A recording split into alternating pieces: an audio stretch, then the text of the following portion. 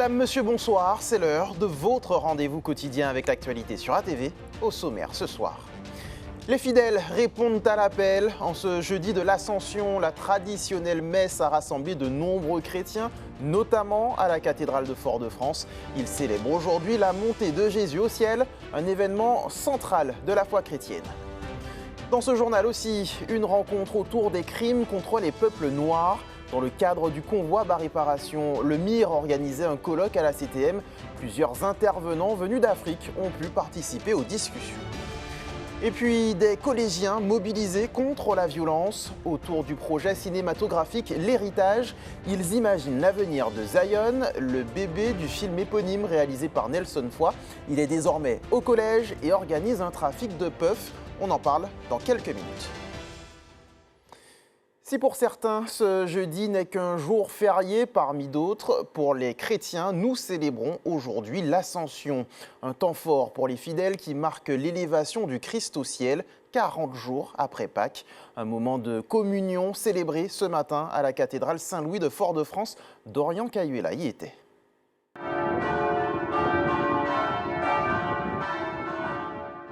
En cette journée de l'Ascension, les cloches de la cathédrale Saint-Louis de Fort-de-France retentissent dans toute la capitale. Pour célébrer cette fête, un rendez-vous important pour les fidèles, venus nombreux, marquant la continuité de Pâques.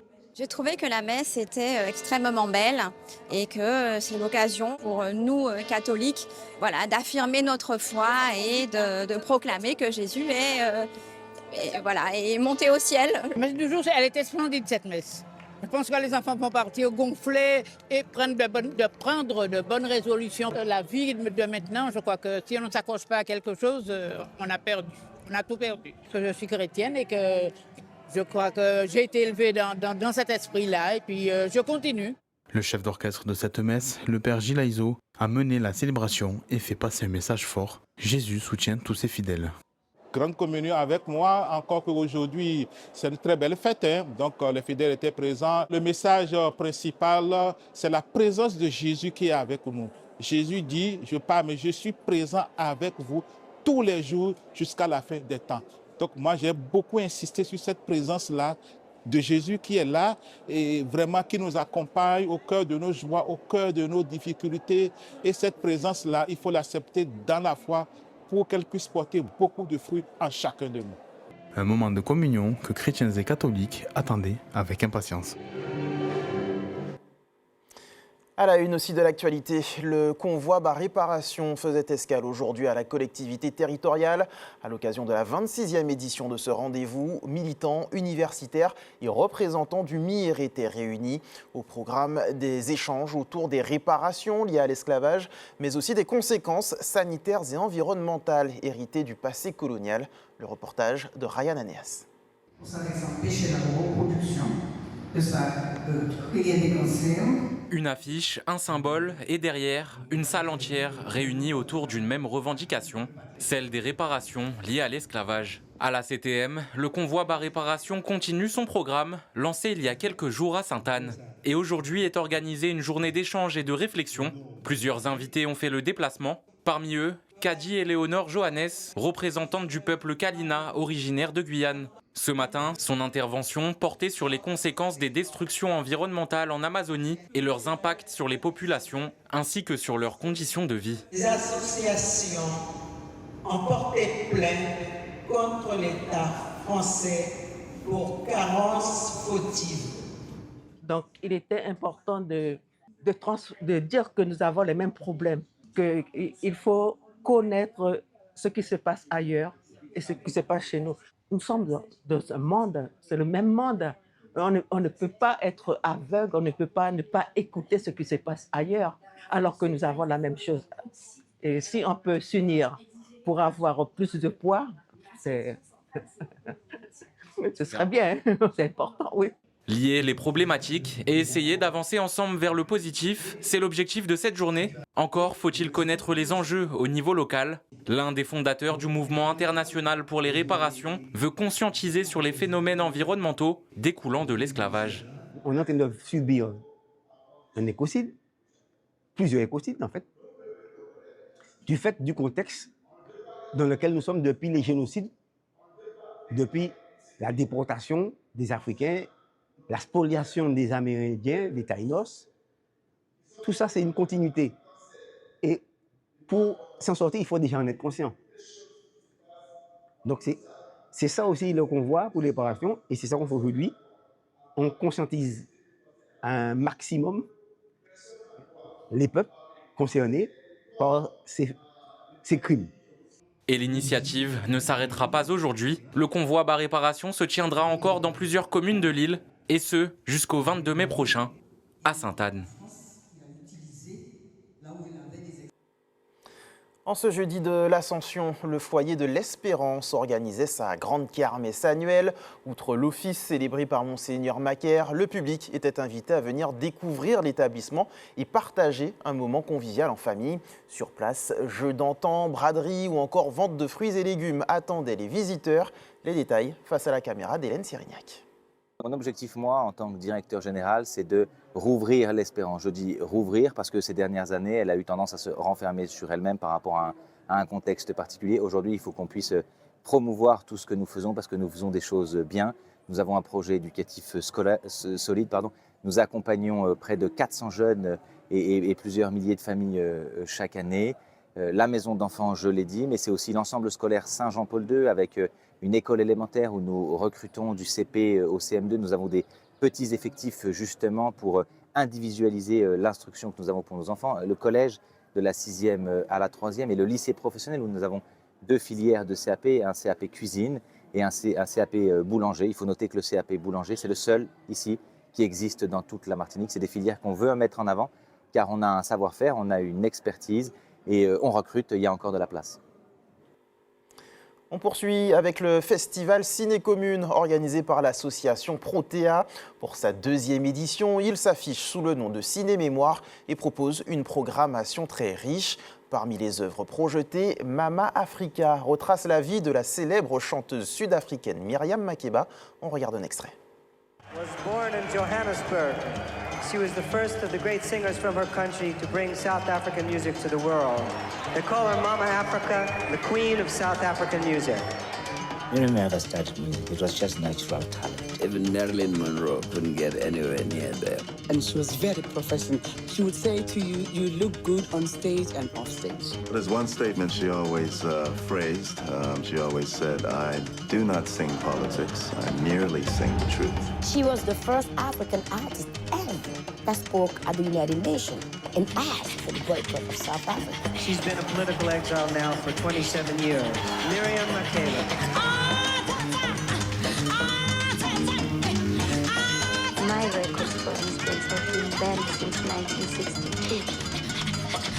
She was known as the flame of unity and diversity. Sophie Carmichael, Mr. Harry Belafonte as well. They always said, never forget where you came from. I wish to live in my country as a human being. Miriam spoke and Miriam sang about what was happening in this part of the world.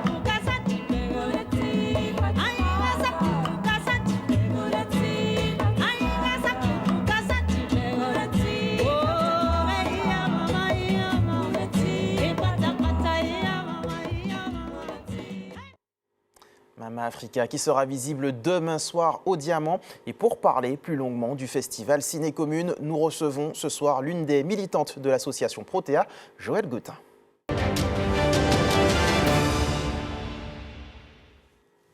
Bonsoir Joëlle Gautin. Bonsoir. Merci d'avoir accepté notre invitation. Alors on vient de voir la bande-annonce de Mama Africa, je le disais, ce film qui sera visible demain à 18h30 à l'hôtel de ville du Diamant, c'est bien ça, je ne me trompe pas? Exactement, oui. Pour parler plus généralement de ce festival, on aura donc évidemment Mama Africa, mais également d'autres films qui sont projetés depuis le 6 mai dernier dans les différentes communes de l'île. C'est ça le principe finalement. Oui, c'est ça. En fait, pour cette 2e édition donc, du festival Ciné Commune, donc, qui se passe donc, en mai, donc, appelé Ciné Mémoire, il y a donc 18 communes donc, qui ont accepté donc, de projeter différents films. Il y en a autour de 2 thèmes qui sont l'esclavage, colonisation et les écrivains martiniquais. Et donc voilà, l'idée, c'est d'apporter la culture, de rapprocher la culture avec les populations locales. Et donc, voilà. Pourquoi ce choix des 2 grandes thématiques? En fait, clairement, le mois de mai étant un mois de commémoration, donc nous avons voulu, par rapport à ça, associer donc, des films qui ont été sélectionnés dans ce cadre pour pouvoir parler donc, de la lutte du peuple afrodescendant et mettre en valeur également donc, les écrivains martiniquais dans ce cadre. Justement, on va en citer quelques-uns, les films qui traitent notamment de l'esclavage. Il y a Solitude, une figure de la liberté, Le sucre pour la douceur et pour le pire. Et puis vous parliez des écrivains, on va notamment évoquer Louis Cléry ou encore Joseph Zobel. Cette sélection s'est faite naturellement? Alors effectivement, on a un processus qui vise à choisir des films qui vont parler à la population. Le festival se veut à la fois pédagogique et ludique. Donc en fait, on veut aussi expliquer à la population qu'on peut apprendre avec ces films documentaires, qu'on peut aussi étendre sa connaissance. Et donc du coup, c'est ce que nous essayons de faire à chaque fois dans ce cadre. Et d'ailleurs, ce sont des projections débat, hein, vous faites bien de le dire. Chaque projection est suivie d'une conférence débat qui permet d'échanger autour de ces thématiques traitées dans les films et des documentaires. C'est ça, exactement. Nous avons des intervenants donc spécialisés sur la thématique à chaque fois. Et donc nous tenons à proposer ça au public qui sera présent.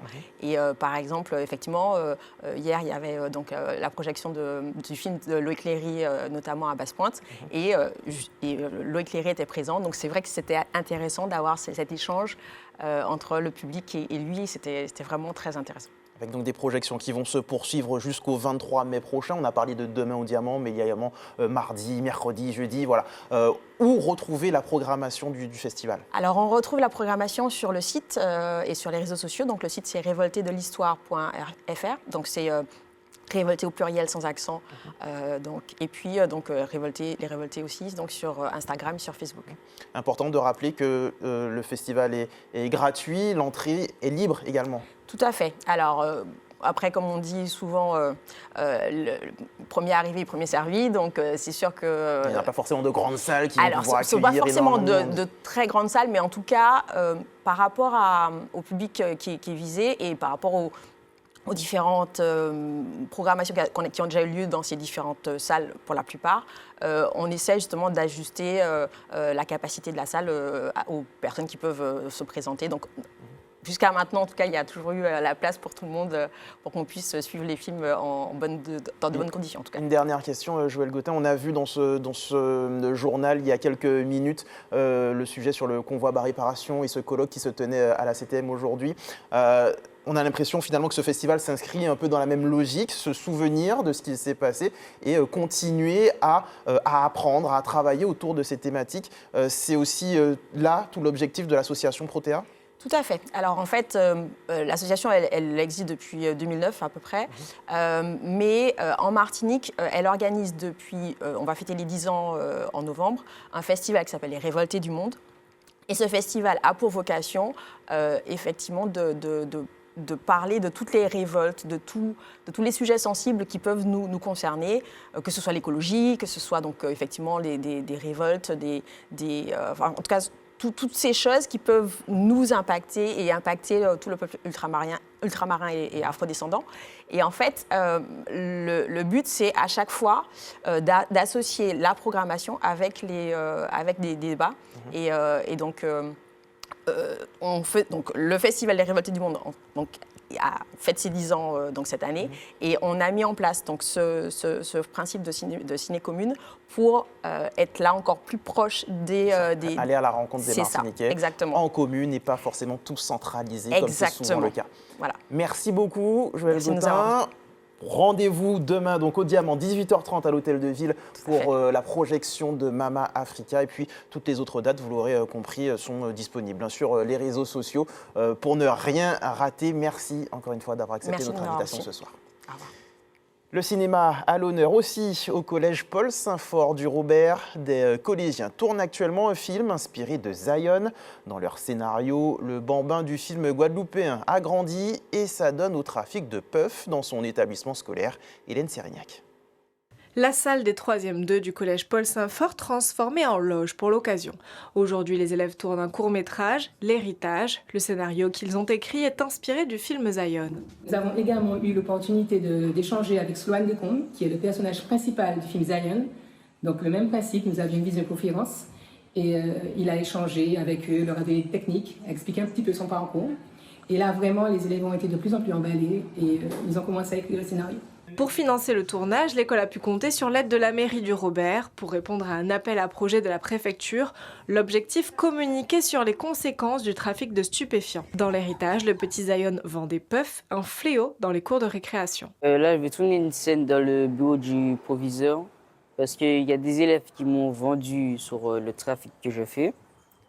Et du coup, après, je sors avec ma tante et elle me dispute un peu et tout. Après, on se sépare, je retourne faire mes affaires dans le collège. Et il y a mon ami qui va essayer de me remettre sur le droit chemin. Grâce au récent engouement autour du film Zion et de la série événement Bandit, certaines vocations naissent et avec elles, un savoir-faire qui se développe. C'est en tout cas le souhait de l'équipe qui porte l'héritage. Alors déjà, on lui souhaite d'être diffusé à d'autres collèges et créer des rencontres intercollèges pour en parler. Et puis aussi qu'il puisse voyager peut-être dans la Caraïbe et dans d'autres institutions. Et on a la chance d'être suivi aussi par l'Atrium qui va le proposer au Ciné Martinique Festival en octobre. Dans un premier temps, le court-métrage sera diffusé le 5 juin au collège Paul Saint-Fort. Et en attendant, comme chaque soir, on regarde ensemble le calendrier de l'EFS. Demain, vous pourrez donner votre sang sur la place des Arawaks à Schellcher de 8h à 13h. Autre possibilité, la Maison du Don, immeuble Le Fils, quartier Dillon à Fort-de-France, de 10h30 à 17h. Avant de laisser place à l'actualité nationale, je vous rappelle la principale information de cette édition. Les fidèles ont répondu à l'appel. En ce jeudi de l'Ascension, la traditionnelle messe a rassemblé de nombreux chrétiens, notamment à la cathédrale de Fort-de-France. Ils célèbrent aujourd'hui la montée de Jésus au ciel, un événement central de la foi chrétienne. C'est ainsi que se referme notre tour d'horizon de l'information locale. On se retrouve dans quelques secondes pour l'actualité nationale et internationale. A tout de suite.